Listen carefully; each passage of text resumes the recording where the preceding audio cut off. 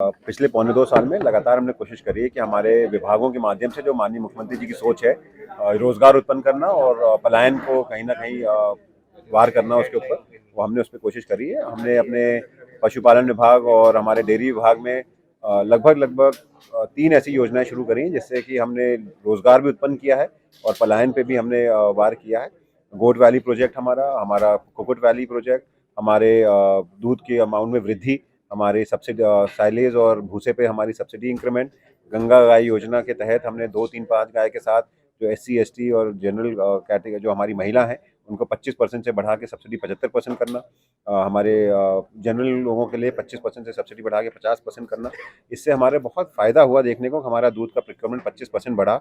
उत्तराखंड में हम 2,30,000 लीटर तक पहुँच चुके हैं जनवरी में, जब तक हम जो कि हम मार्च में अचीव करते थे इस लेवल को।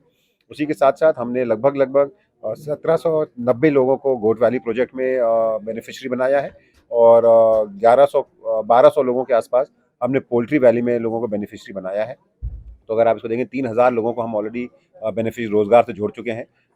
हमारी कोशिश यही है कि हमारे जितने भी विभागों ITI विभाग के माध्यम से हमने लोगों को डोमेन एक्सपर्ट्स के द्वारा ट्रेनिंग अशोक लेलैंड के साथ 3 साल के लिए MOU किया है कि वो इन हाउस कैंपस हमारे बच्चों को हायर करेगा।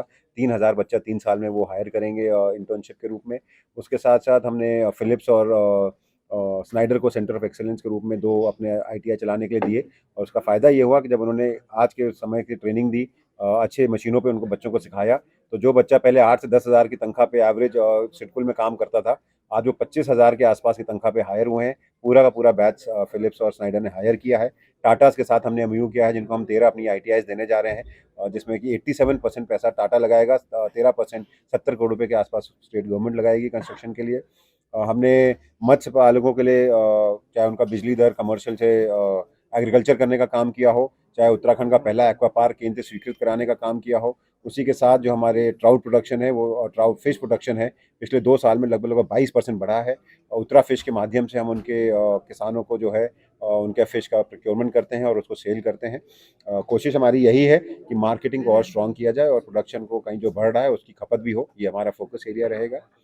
पशु बीमा योजना की बात करें। डाउनलोड करें देवभूमि इनसाइडर।